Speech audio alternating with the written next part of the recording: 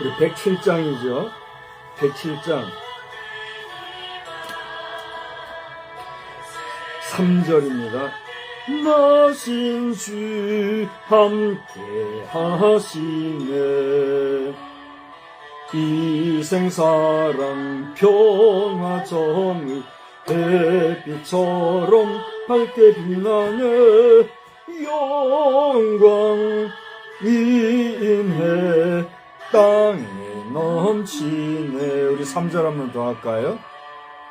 거룩한 밤 복된 이 밤 세상에 나신 주 함께 하시네. 희생사랑 평화 정의 햇빛처럼 밝게 빛나네. 영광 은혜 땅에 넘치네. 아멘. 전능하사 천지를 만드신 하나님 아버지를 내가 믿사오며 그 외아들 우리 주 예수 그리스도를 믿사오니 이는 성령으로 잉태하사 동정녀 마리아에게 나시고 본디오 빌라도에게 고난을 받으사 십자가에 못 박혀 죽으시고 장사한 지 사흘 만에 죽은 자 가운데서 다시 살아나시며 하늘에 오르사 전능하신 하나님 우편에 앉아 계시다가 저희로서 산 자와 죽은 자를 심판하러 오시리라. 성령을 믿사오며 거룩한 공회와 성도가 서로 교통하는 것과 죄를 사하여 주시는 것과 몸이 다시 사는 것과 영원히 사는 것을 믿사옵나이다. 아멘. 우리 찬송가 104장 부릅시다. 104장 부르신 후에 우리 다 같이 합심해서 기도하겠어요.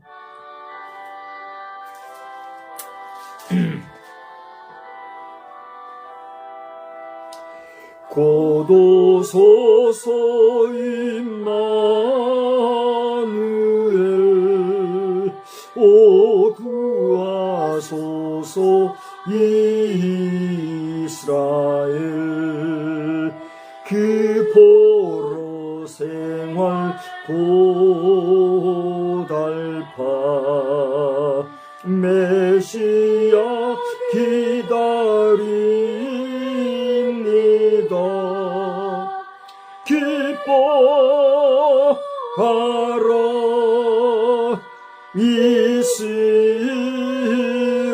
이스라엘 곧 오시리 오 임마누엘 곧 오소서 지혜의 주 온 만물 질서 주시고 참 진리의 길 보이사 갈 길을 인도하소서.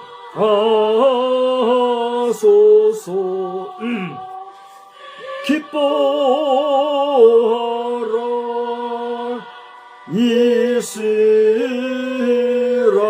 이스라엘 곧 오시리 오 임마누엘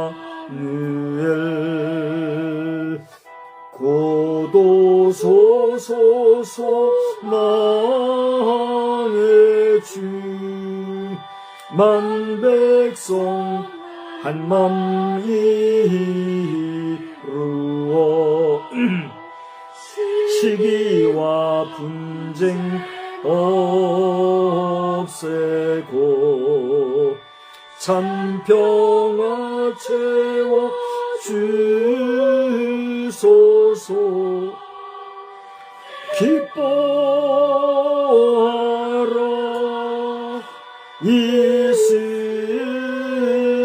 이스라엘 곧 오시리 오 임마누엘.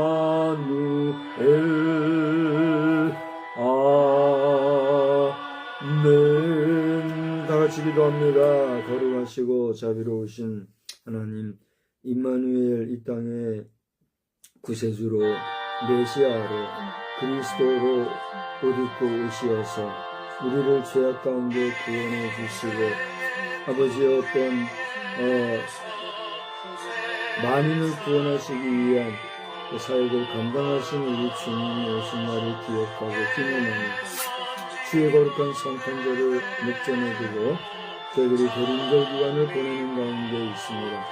우리의 삶이, 우리의 언어가, 우리의 일상이 경건한 가운데 주님의 오심을 맞이하는 우리의 심령도 고결한 마음과 정성으로 주의 오심을 맞이할 수 있는 복된 시간이 되게 하여 주시기에 주의 처음으로 이 땅에 우리를 구원하러 오신 주님의 초림과도 같이 이제는 온 세상 만민을 심판하러 오실 심판주로 심판장으로 오실 우리 주님의 재림 앞에 설 때에 부끄럼 당하지 아니하도록 우리가 호흡이 있을 때에 아직 생명이 있을 때에 하나님의 성호를 찬양하며 구속받은 주의 백성으로서 부끄러움 없이 의롭게 살아가기에 부족함이 없는 우리의 삶이 되게 하여 주시옵소서.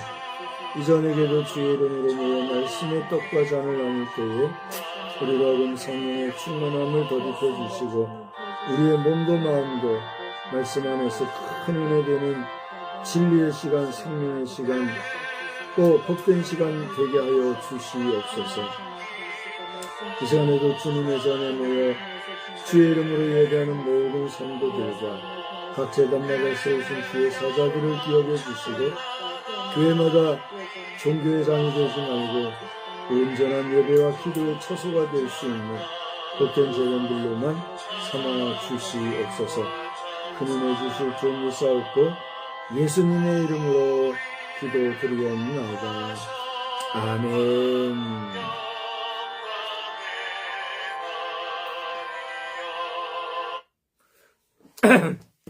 우리 말씀은요, 누가복음에서 보겠습니다. 누가복음 1장 57절로부터 80절 마지막 절까지입니다. 다소 긴 내용인데 57절서부터만 보겠어요. 마지막 절까지 교도갑니다. 엘리사벳이 해산할 기한이 차서 아들을 낳으니 이웃과 친족이 주께서 그를 크게 긍휼히 여기심을 듣고 함께 즐거워하더라. 8일이 되매 아이를 할례하러 와서 그 아버지의 이름을 따라 사가랴라 하고자 하더니 그 어머니가 대답하여 이르되 아니라 요한이라 할 것이라 하매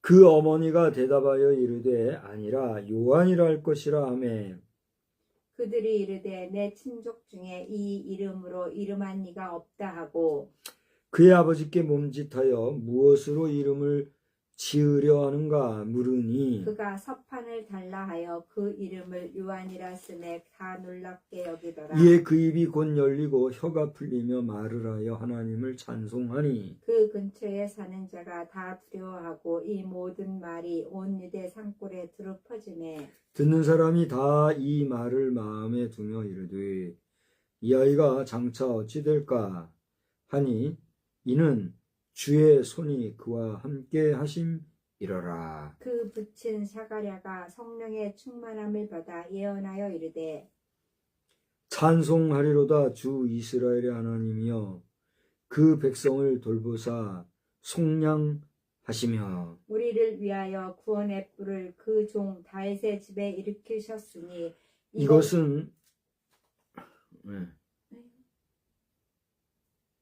이것은 주께서 예로부터 거룩한 선지자의 입으로 말씀하신 바와 같이 우리 원수에게서와 우리를 미워하는 모든 자의 손에서 구원하시는 일이라. 우리 조상을 긍휼히 여기시며 그 거룩한 언약을 기억하셨으니 곧 우리 조상 아브라함에게 하신 맹세라. 우리가 원수의 손에서 건지심을 받고 동심토록 주의 앞에서 성결과 의의 두려움이 없이 의로 의로 두려움이 없이 섬기게 하리라 하셨도다. 이하여 네가 지극히 높으신 이의 선지자라 일컬음을 받고 주 앞에 앞서가서 그 길을 준비하여 주의 백성에게 그 주의 사함으로 말미암는 구원을 알게 하리니 이는 우리 하나님의 긍휼로 인함이라. 이로써 돋는 해가 위로부터 우리에게 임하여 어둠과 죽음의 그늘에 앉은 자에게 비치고 우리 발을 평강의 길로 인도하시리로다 하니라. 아이가 자라며 심령이 강하여지며 이스라엘에게 나타나는 날까지 빈들에 있으니라. 아멘. 하나님의 거룩하신 성호를 찬양합니다. 하나님께서 우리에게 은혜 주시기를 축복합니다. 하나님께서 우리와 함께 하시는 줄 믿으시기 바랍니다. 저는 오늘 저녁에 6달 먼저 난 사나이 이런 제목으로 말씀을 전하고자 해요. 우리 한번 따라할까요? 6달 먼저 난 사나이. 6달 먼저 난 사나이. 여러분 가운데 6달 먼저 난 형제 혹은 자매가 있는 분이 있습니까? 친자매는 그렇죠. 친형제는 어렵죠. 친형제는 아무리 팔싹동이라 해도 그 텀이 10개월 내지 1년은 되죠. 그죠? 짐승도 아니고 사람이 6개월 먼저 나는 건 친형제나 친자매, 친남매 지간에는 6달 먼저 난 형제가 없죠. 그러면 이 6달 먼저 난 사람은 누구일까? 성경을 보면 예수님에게는 사촌이었던 것 같아요. 친족이라 그랬어요. 사촌은 아니고 친족이에요. 뭐 사촌이 될 수도 있고 오촌이 될 수도 있고 뭐 육촌이 될 수도 있고 친족인데 오늘 그 본문에서 얘기하고 있는 마리아에게는 누구죠? 그러니까 엘리사벳이라고 하는 친족이 있었단 말이죠. 여기 1장 36절을 보세요. 지금 이 내용은 26절서부터 28절까지의 내용에서 마리아를 향한 수태고지라 그러죠. 마리아에게 예수님이 날 것을 예고하던 그 천사가, 가브리엘 천사가 이제 그 마리아가 현실을 부정하고 두려워할 때에 너보다 6달 6개월 먼저 아기 가진 엘리사벳도 늙어서 아들을 배웠다 이렇게 얘기함으로써 이 엘리사벳이라는 여인도 우리 인간 사람의 생각이나 상식선에서의 임신은 하지 못한 것 같아요. 참 유별나죠. 마리아도 그렇고 엘리사벳도 그렇고 정상적인 임신은 아니었다는 걸 우리가 최소한 짐작해 볼 수가 있는 거예요. 보통 그 정상적인 여성들의 임신 기간은 20대 초에서 20대 말, 늦어도 뭐 30대 이렇게 볼 때 우리가 정상적인 임신 이렇게 얘기하잖아요. 지금에 와서야 뭐 결혼기가 늦어지고 그러다 보니 대체로 30대 지나 40대 가서도 초산을 하는 경우도 있대죠. 우리 여성들이 삶을 살아감에 있어서 하나님을 온전히 알고 여성으로서의 존재 의미를 알고 그리고 한 남자를 만나 한 가정을 이룬다고 하는 그 신비와 하나님 앞에서의 복을 유념한다고 하면 2세 출산에 대해서 두려워하는 마음이 있을 수 있을까요? 없을까요? 두려워할 이유가 없지요. 그러나 현실적으로 결국은 경제적인 문제인데 현실적인 문제로 여러 가지를 생각하고 현실 속에서 여러 가지를 고민하다 보니 2세 출산에 대한 근본적이고 기본적인 그런 여성, 여인으로서의 그 어떤 용기나 자신감이 없나 봐요. 그래서 많은 여성들이 이 임신의 문제를 부담이나 또는 자기 선택적 우월에 두고 이게 살아가는 현실이 되었고 현대사회가 되었다 하는 이야기를 듣고 있는데, 제가 남자로서 무책임한 발언을 하는 것이 아니라 하나님의 말씀을 믿고 또 하나님을 의지하는 남자 여자를 떠나서 한 믿음의 사람으로서 결혼이라 하는 것은 결국은 2세를 출산한다고 하는 전제가 기본이다 하는 사실을 한 번 더 이야기하면서, 그것이 인간의 연약성, 연약한 생각들, 또 미래에 대한 불안감 등으로 인하여서 하나님이 허락하신 분복마저도 우리가 거절하거나 차버린다고 하면 그것은 그 자신이 받을 분복이다. 그렇게 할 수밖에 없는 것 같아요. 그러니까 여인이 2세를 생산하는 것에 대해서 옳다 그르다 잘했다 못했다 그런 차원을 떠나서 하나님을 신뢰하는 믿음을 굳게 가지고 장래 소망 중에 긍정적인 사고방식으로 나아가는 그런 믿음의 삶이 우리 사회에 회복되고 또 충만하면 좋겠다. 제가 어떻게 하십시오, 저떻게 하십시오 그렇게 말하기는 참 조심스러운 현실이기 때문에 여러분 자신에게 하나님의 은혜와 은총이 함께 하시기를 바라고 축복할 뿐입니다. 할렐루야. 하나님을 믿고 믿음으로 나가는 여러분이 되시길 바랍니다. 아무튼 이렇게 6달 앞서서 이 엘리사벳이라는 여인도 참 어렵게 회임을 한 것 같아요. 그 사실을 고지해 주면서 마리아로 하여금 예수님을 임신하는 데 있어서 두려워하지 말 것을 일러준 내용이 나오죠. 그리고서는 이내 46절에서부터 56절까지를 보면 이 마리아가 비로소 하나님을 찬양하고 하나님을 노래하는 그런 내용이 나오지요. 그죠? 이러한 이후에 이제 57절을 보면 57절 우리가 읽은 본문의 내용을 보면 때가 되어서 엘리사벳이 해산을 하게 되었다. 그런데 아들 낳았어요? 딸 낳았어요? 아들을 낳았다 그랬어요. 이제 아들을 낳으면 예나 지금이나 아들 낳은 기쁨에 많은 사람들이 축하해주고 축복해주고 또 관심 갖고 그런 거 아니겠어요? 그런데 그 아이의 이름을 짓기 위해서 친족들이 와서 뭐라고 이름을 지을까 굉장히 궁금했던 것 같아요. 그래서 이제 뭐라고 이름을 지을 건가 물어보자 그 당시에 이 말하자면 세례 요한의 아버지인 사가랴, 그 제사장이었죠.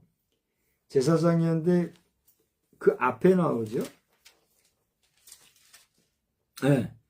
그 앞에 누가복음 1장 8절서부터 보면 이 사가랴가 역시 그 아들 요한의 출생에 대한 출생 고지를 받은 거예요. 그죠? 그런데 거기 내용을 보면 이 요한이 출생할 때까지 이 사가랴가 말을 못하게 되는 그런 놀라운 일을 지금 겪게 된 거예요. 쉽게 말하면 뭐요? 농아가 돼버린 거예요. 농아가. 말을 못하는. 그러니까 선천적 농아가 있는가 하면 후천적으로 어떤 그 놀람이라든가 쇼크라 그러죠. 어떤 그 외부의 충격에 의해서 말을 못하는 경우가 덜어 생기는가 봐요. 그죠? 그런 것처럼 장성에서 제사장 사역을 감당하는 그런 성인이었지만 또 이 사가랴가 나이가 많았던 것 같아요. 그런 사가랴가 말을 못하니까 참 장안의 화제거리가 된 거죠. 그런 상황이었는데 결국 이제 우여곡절 그때 아들을 낳게 되었어요. 나이 많은 그의 부인이 아들을 낳고 그것도 신기한 일이잖아요. 그래 이제 보면 이제 한 8일이 지난 이후에 아이가 할례 받는 그런 시기도 지나고 이름을 지으려고 하는 그때에 아버지가 말을 못하니까 어머니에게 가서 이제 뭐라고 이름을 지을 거예요 하고 물어봤을 거 아니에요.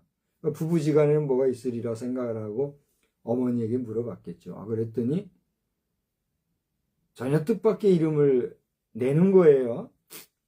우리나라에도 각 가문마다 그 이름을 지을 때에 그 가문의 대수를 따라서 이름을 짓는 그 돌림자가 있지요. 그걸 뭐라 그러죠? 행렬이라고도 하고 항렬이라고도 하고 각 대수마다 항렬이 있어요. 이 항렬에 따라서 그 이름을 짓는 그 돌림자가 있어요. 그 이름을 따라 이제 보통은 짓기 때문에 그 이름을 짓는 관습을 좇아서 무슨 이름을 지을 것인가 생각을 했더니 전혀 뜻밖의 이름을 짓는단 말이에요. 제가 이제 예를 들어서 숫자 돌림이요. 그러면 성순에 만순에 광순에 뭐 이렇게 무슨 수 이렇게 해야 될 것인데 갑자기 뜬금없이 뭐 모세라고 짓든가 다윗이라고 짓든가 뭐 이런 식으로 엉뚱한 이름을 짓는단 말이에요. 그 동네 사람들이 수근수근 하는 거 이거 어떻게 된 건가. 그래 이제 다시 그 아버지에게 가서 이제 또 물어보는 거예요. 말은 못하지만 이거 어떻게 된 거냐, 이렇게 해도 되는 거냐. 그러자 사가랴가 뭐라고 그랬어요? 나에게 서판을 좀 주시오. 이게 손짓으로 했겠지요. 그래서 이제 서판에다가 이름을 쓰는데 본인이 뭐라고 해요? 요한이라고 이렇게 했단 말이에요. 그 순간 사가랴의 입이 어떻게 했어요? 풀려서 말을 하게 됐다. 여러분, 이 내용을 우리가 믿음으로 보지 아니하면 뭐와 같은 상황이에요? 기적인 것 같아요. 그야말로 소설이죠. 한편의 소설과 같은 하나의 논픽션이죠. 그렇지 않습니까? 픽션인가? 픽션이죠. 그죠? 하나의 픽션, 허구와 같은 이런 상황이 벌어졌단 말이에요. 그러거나 말거나 저자 누가는 그 사실을 사실로 기록하여서 이 사가랴의 가문에 이런 출생에 놀라운 일이 있었음을 우리에게 지금 남겨주고 있는 거죠. 그죠? 근데 우리가 읽은 본문의 내용에서 특별히 67절서부터 보면 이제 입이 풀린 이 사가랴가, 그러니까 요한의 아버지죠. 사가랴가 찬송을 하는데 67절을 보면 뭐라고 그랬냐면 성령의 충만함을 받아 예언했다 이렇게 돼 있어요. 그래서 저는 오늘 이 내용의 68절부터 80절에 79절까지의 내용을 두 가지로 나누어서 보게 되었어요. 여러분도 이 성경을 보실 때에 여러분 나름의 시각을 가지고 분석하고 또 볼 수가 있으리라고 봐요. 제가 볼 때는 두 가지로 나누어서 볼 수가 있는데 그것은 첫째로 68절서부터 75절까지 먼저는 하나님에 대한 부르심이 있었다는 거죠. 그러니까 하나님의 섭리적인 면에서 사가랴가 하나님을 찬송하고 그리고 나아가 하나님의 그 섭리에 대해서 이야기하는 그런 모습을 우리가 보게 된다는 거죠. 그리고 두 번째로는 76절에 보니까 사람에 대한 이 아이여 그랬는데, 그러니까 인간 구원의 사역의 종으로 이 땅에 오게 된 자신의 아들 요한에 대한 존재적인 의미를 노래하고 있는 그런 모습을 보게 돼요. 두 가지죠. 하나는 뭐요? 하나님의 섭리면에서. 하나는 뭐죠? 인간 구원을 위한 하나님의 계획. 하나님의 구원 사역의 종으로 온 그 아들 요한에 대한 이런 얘기로 지금 사가랴가 뭐라고 그랬죠? 성령 충만함을 입어 예언했다 그랬죠. 예언을 했단 말이죠. 그러면 이게 쉬운 일은 아니지요. 그죠? 어린 아기를 품에 안고 많은 사람들 앞에서 그 아이에 대해서 하나님을 찬양할 뿐더러 이 아이의 장차 운명에 대해서 아버지가 이래저래 얘기한다는 것. 우리나라의 현대 사회 구조와 문화적인 배경 속에서 이런 일이 쉽지는 않죠. 흔하지도 않고. 뭐 간혹 이런 분위기를 만드는 가정이 있을지 모르는데 대부분의 출산은 젊은 20대 혹은 30대 이렇게 하잖아요. 늦어서 뭐 40대 한다 하더라도 낳은 아이를 놓고 뭐 이렇게 대중 앞에서 하나님을 찬양하고 이 아이의 장래에 대해서 이런저런 이야기를 하고 이게 쉽지는 않죠. 근데 간혹 그 비슷한 걸 찾을 수는 있어요. 어디서 그러죠? 그렇죠. 백일잔치나 돌잔치를 통해서 이 아이의 장래 운명을 점치는 경우도 있지요. 예를 들어서 책을 놓든지 장난감을 놓든지 뭐 이것저것 놓고 그걸 뭐 돌잡이라 그러나요? 돌잡이를 봐서 그 아이가 앞으로 어떻게 성장할 건가를 예측하는 이런 일들이 있잖아요. 저는 어릴 때 뭘 잡았을 것 같아요? 나는 그게 내 기억인지 아니면 뭐 만들어진 기억인지는 모르겠으나 내가 기억하는 기억은 그때 뭔가 있었어요. 뭔가 있었는지 모르지만 여러 가지가 있었던 것 같아요. 근데 찝차가 있었어요.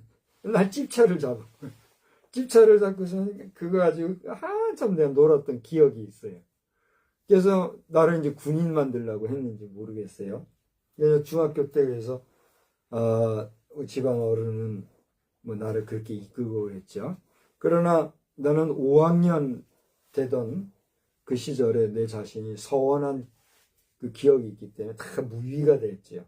돌아보면 이것도 하나님 섭리 같아요. 하여튼 뭐 그거는 개인적인 얘기이기 때문에 차치하고라도 돌잡이를 하든 뭐 사가랴가 예언을 하든 이 모습은 사가랴의 그 찬송 속에서 하나님을 예찬하고 아들의 장래를 예언하는 이런 모습으로 우리가 볼 수 있게 된다는 거죠. 그런 가운데서 오늘 본문을 놓고 볼 때에 69절에 보면 하나님의 섭리를 예찬한 사가랴는 구원의 뿌리라고 하는 예언을 그 묘사를 69절에 하고 있는 걸 보게 돼요. 그죠? 먼저는 찬송하리로다 하나님이여 하면서 68절에 하나님을 불렀잖아요. 그죠? 두 번째로는 이 아이여 76절에 이렇게 불렀죠. 그러니까 대별을 해서 볼 수 있다는 거예요.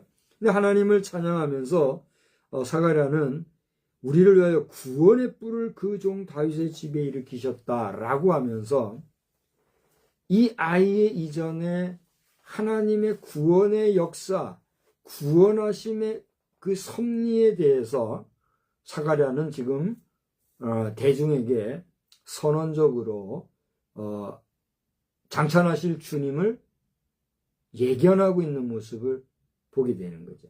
그죠? 근데 어떻게 보면 오늘 이 본문 속에서 제가 금방 얘기했듯이 68절에서부터 75절까지는 하나님에 대한 이야기를 했다고 하면 76절에서 79절까지는 요한에 대해서 얘기했단 말이죠. 그죠? 근데 여기서 하나님이라고 하는 그 내용은 결국은 누구를 지금 예찬하고 있다는 거죠?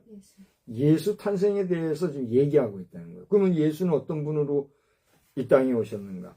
우리 아들 요한은 앞으로 이런 일을 할 텐데, 우리 아들 다음의 날 예수, 사실은 요한을 먼저 얘기하고 예수를 다음에 얘기할 텐데 먼저 예수를 얘기한 거죠.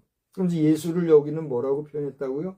하나님이라고 얘기했는데, 이 예수의 역할은 구원의 뿔로서의 사역을 감당할 것에 대한 예견을 하고 있다는 거죠. 두 번째로는 70절에 이러한 예수 탄생은 어떠한 의미를 가지고 있다고요? 선지자의 입으로 말씀하신 바와 같이 예언된 대로 이것이 이루어졌다. 그걸 얘기하는 거예요. 그죠? 여러분, 사가랴는 신분이 뭐라 그랬죠? 제사장이에요. 제사장은 지식인일까요? 무지한 사람일까요? 지식인이에요. 그는 율법을 알았고 역사를 알았을 것이요, 글을 알았고, 그리고 여러 가지 지식적인 면에서 사회적으로 지도자의 위치에 있었던 사람이에요. 그죠? 그러다 보니 그가 얘기하고 있는 이러한 예언된 대로라고 한 내용은 뭐냐면, 과거에 예언된 내용을 그가 알고 있었고, 그 예언된 내용대로의 예수 탄생을 제사장으로서 지금 대중을 향해서 선언적으로 선포하고 있다는 거죠. 그죠?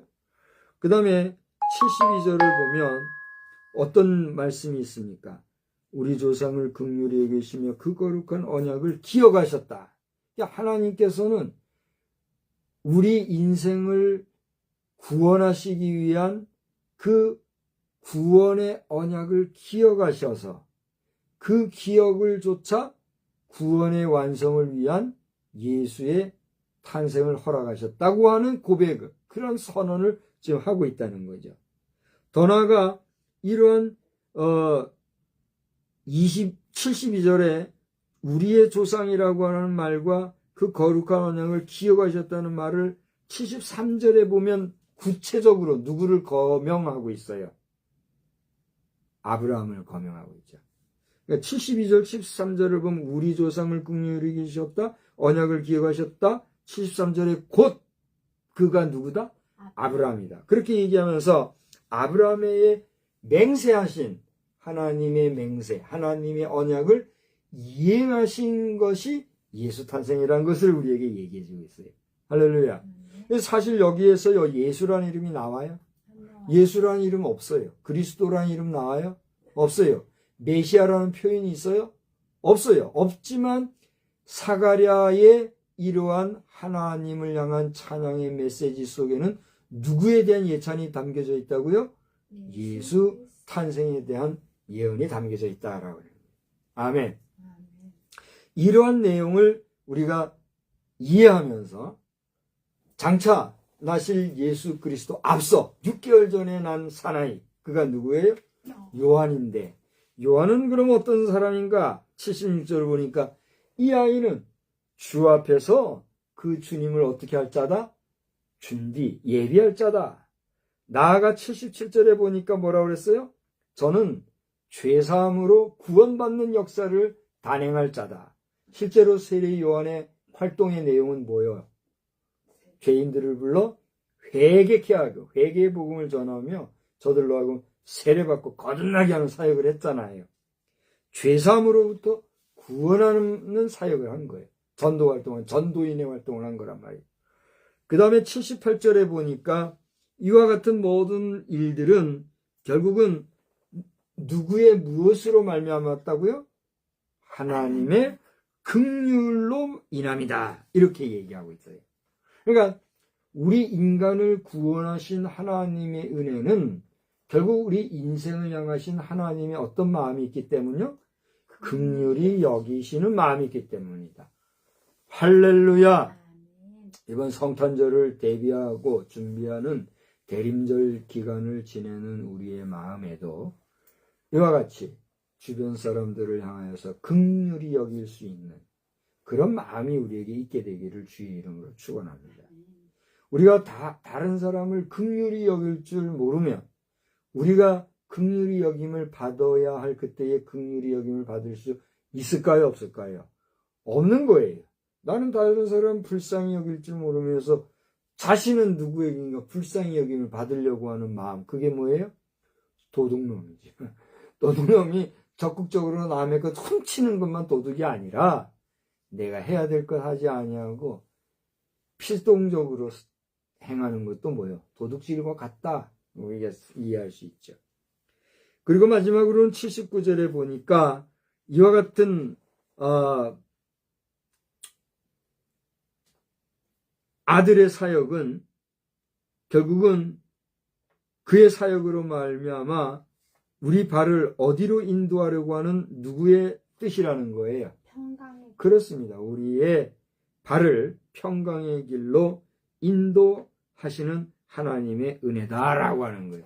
그러면 여기에서 지금 제가 말했다시피 우리 발을 평강의 길로 인도하시리로다라고 한 내용은 지금 그 대상, 그 역할을 할 자가 누구라고 우리에게 지금 얘기하고 있다고요? 예수의 이야기예요. 우리 성경을 잘 봐야 합니다.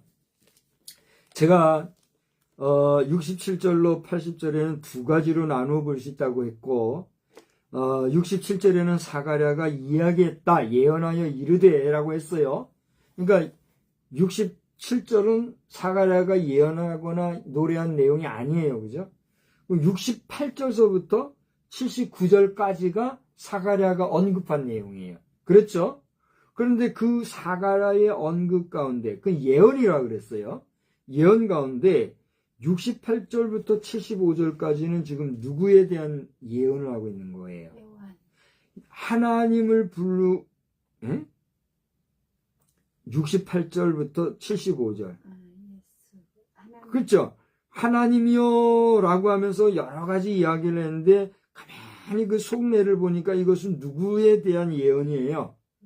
예수님의 사역에 대한 예언이란 걸 여러분 충분히 이해하고 납득하시겠죠? 그런데 그 다음에 76절은 뭐라고 했어요? 이 아이여 함으로써 이 아이는 누구요? 사가랴의 아들. 그걸 얘기하는 거예요. 그죠? 그러면서 내가 지극히 높으신 이에 선지자라 일컬음을 받고 주 앞에 앞서가서 그 길을 준비하여 하면서 쭉 보니까 내용이 누구에 대한 내용이에요? 요한에 대한 내용인 걸 분명히 알 수 있죠? 이 부분을 대충 읽으면요, 이 전체 내용이 다 예수님에 대한 예언이라고 설교하는 경우도 있어요. 근데 아니는 거예요. 여러분이 한번 판단하시고 다시 깊이 보세요. 깊이 읽어보시고 판단해 보세요. 76절 이후의 내용은 지금 누구에 대한 예언을 하고 있냐 말이에요. 제가 아까 얘기했잖아요. 잘 보세요. 순서적으로 치면 먼저 누구, 내 아들에 대해서 얘기하고 그 다음에 6개월 후에 오실 예수님에 대해서 얘기하고 그래도 뭐 문제 없잖아요. 근데 사가랴는 지금 먼저 누구에 대해서 예언했어요?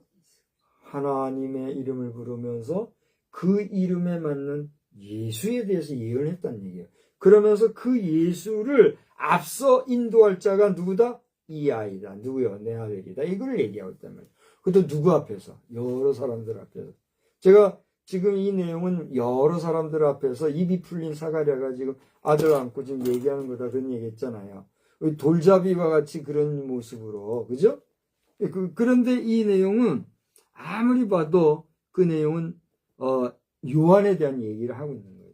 그러니까 내 아들 요한 이 아이는 지금 우리 많은 사람들을 어떤 길로 인도한다? 평강의 길로 인도하실 것이다. 그걸 얘기하고 있는 거예요. 여러분 절 보세요. 우리 예수님의 사역은 우리 인생을 평강에서 평강으로 인도하시는 사역인 것을 믿습니까? 그런데 그 사역을 감당하신 예수 앞서 세례 요한이 했던 사역도 뭐란 말이에요? 평강의 길로 인도하는 사역이었다는 거예요. 공감할 수 있습니까? 물론 세례 요한의 사역이라는 것은 우리가 여러 가지 면에서 제한적이고 한계가 있고 유한한 인간의 사역이라는 것을 우리는 다 알아요. 알지만 인간 사회 속에서도 우리가 부르짖고 외치고 추구하는 것 중에 최고의 선이 뭐예요? 인간 사회 속에서의 평화잖아요. 그래요, 안 그래요? 그와 마찬가지로 내 아들 요한은 평화를 위하여 평강의 사역을 위하여 일할 아들이다 예언하고 있다는 거예요. 아멘. 이제 말씀을 마치려고 그래요. 6달 먼저 난 사나이, 그의 이름이 누구요? 요한. 그의 사역은 뭐죠? 죄 가운데 빠진 많은 사람들을 옳은 대로 인도하여 구원해주는, 세례주고 복음을 전하는 구원사역이었다는 걸 우리가 알 수 있어요. 그죠? 이처럼 우리가 지금 대림절을 보내면서 예수님의 탄생을 이렇게 기억하는 이런 절기 중에, 그러니까 예수님의 탄생도 탄생이지만 그 탄생 앞서 6개월 전에 잉태되었고 예수님보다 6개월 전에 낳겠죠. 그러니까 요한은 이런 일을 했었던 존재라는 걸 우리가 기억하면서 예수님의 사역이나 그분의 사역을 앞서 인도했던 세례 요한의 사역은 결국 평강의 복음을 전하는 하나님의 평화의 메신저로서의 사역을 감당했다는 사실을 우리가 기억하면서 오늘 우리의 삶 속에 우리의 언행이, 우리의 심사가 평강에서 평강으로 인도하는 주의 평화의 사자, 평화의 사도들로서의 복된 역사가 넘치는 우리의 삶이 되기를 주님의 이름으로 축원합니다. 아멘. 좋으신 하나님, 오늘 세례 요한의 출생, 예수님보다 6개월 전에 난 사나이의 이야기를 보면서 우리 자신 평강의 자녀들로 살아야 될 것을 돌아봅니다. 주여 우리를 붙잡아 주시옵소서. 예수님의 이름으로 기도하옵나이다. 아멘. 우리 주님 가르쳐 주신 기도로 피하겠습니다. 하늘에 계신 우리 아버지여, 이름이 거룩히 여김을 받으시오며 나라의 임하옵시며 뜻이 하늘에서 이루어진 것 같이 땅에서도 이루어지이다. 오늘날 우리에게 일용할 양식을 주옵시고 우리가 우리에게 죄 지은 자를 사하여 준 것 같이 우리 죄를 사하여 주옵시고 우리를 시험에 들게 하지 마옵시며 다만 악에서 구하옵소서. 대개 나라와 권세와 영광이 아버지께 영원히 있사옵나이다. 아멘.